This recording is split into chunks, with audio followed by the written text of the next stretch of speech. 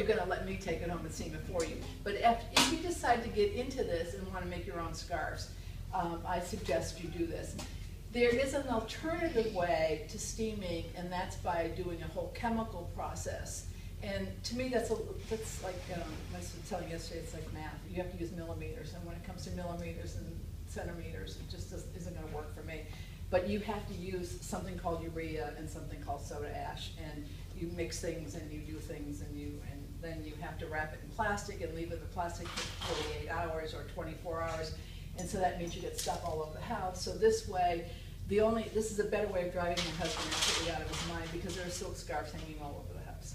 So, but at least they're pretty, they're not big plastic. So, and I'm really not a big fan of anything toxic. And so all of this is pretty much non-toxic. So you go to the store and you, like Tuesday morning or something, you buy one of those pasta pans that you're never, ever, ever going to use for anything else other than this, unless you secretly want to kill somebody. Even though it's not toxic, you got to figure out there's something coming out of this. So buy the pan, and see this little insert? This is what's going to make your steamer. So you're going to fill it with water until about here. Not too far, because when it bubbles up, the main thing is you do not want water to touch your scarf before it's been steamed, because that will just take out all of the dye, will just go, and you'll have all these little white spots, or you'll just, so it's incredibly important not to put too much water and to put a timer on, because it blows away. It'll just, I mean, I can't even begin to tell you how many times I'm in another room, I go, what's that smell? Oh, God. When I get there and I pull the thing off, it burned my hand, so set a timer. All right, so you get your water. All right, so you get this thing. Then you have to take some kind of fabric. It doesn't have to be terry cloth. It can be sheeting. And you're going to stick that in here. And then, this is the part that we have to do. Did I think I brought all of that stuff home last night. Are you going to have to, you're going to have to pretend. We're going to have to, because I brought everything home last night to steam Betsy's scarf. Pretend this is a crappy piece of cotton.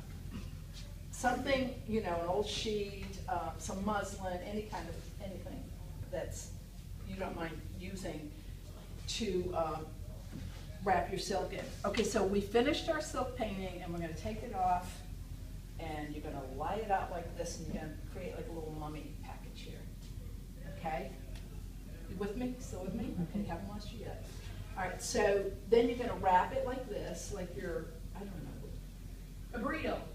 a burrito or fava dough or something like that. Yeah. I'm trying to think of something, not a dead body. So you're going to wrap it, and it has to overlap. None of the precious, wonderful creation that you've made can't be exposed. So when you made this, and you're going to roll it up like a wrap maybe. Okay, and you're just going to roll. Okay, so we've got it all rolled up, and then we're going to take we're going to make a nice little package, and you're going to take another little something. It doesn't have to be this big, and you're wrapping this as much as you possibly can in order to fit it into that little hole there. Okay, so we get it all wrapped, right? Nice little thing. You could put a rubber band around it if you wanted to keep it tight. Then you're going to place it inside your pot.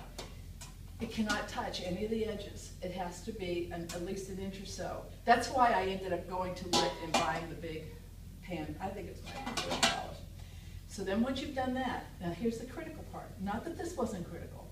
This is, you have to find a piece of aluminum foil. Not heavy duty, just regular aluminum foil. Nothing else is going to work except aluminum foil. You're going to make a little hat for this guy, and the corners have to go up like this. And you stick it on there, like that, okay?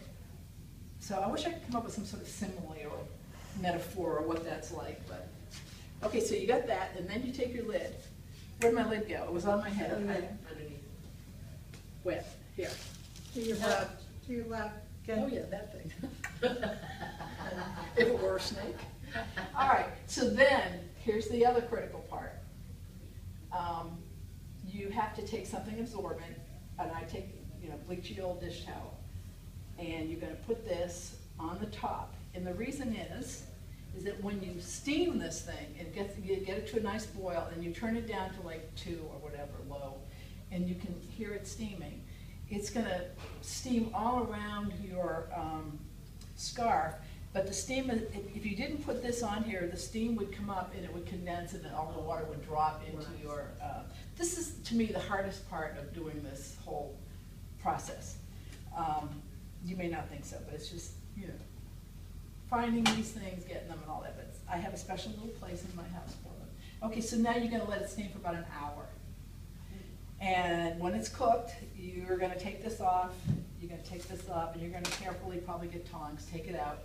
You're gonna unwrap the whole thing, and you're gonna go, oh my God, this is the most beautiful thing I've ever done in my life, this is wonderful, and the colors are so rich, it's so incredibly wonderful. Then you're gonna go to the sink, and you're gonna get a big bowl that's dedicated only to this, and you're gonna stick the thing in there and start rinsing it, and all the color's gonna look like it's coming out. It's just, it's gonna be black and red, and you're gonna go, oh my God, I'm losing my whole thing. But you're not. That's all the excess dye that's coming out. So what has happened though, is then you get this beautiful scarf, like this. I think it's beautiful. And it's all nice and soft, and the Gouda that you use, see where these lines are? That's the Gouda I use. The Gouda has come out, and this little line is left on there. Sometimes if you use gold, the gold will stay on there. I will show all of you that. And you then hang it up someplace, let it dry till it's almost dry, and then you iron it with a press cloth. And that's it. Yes?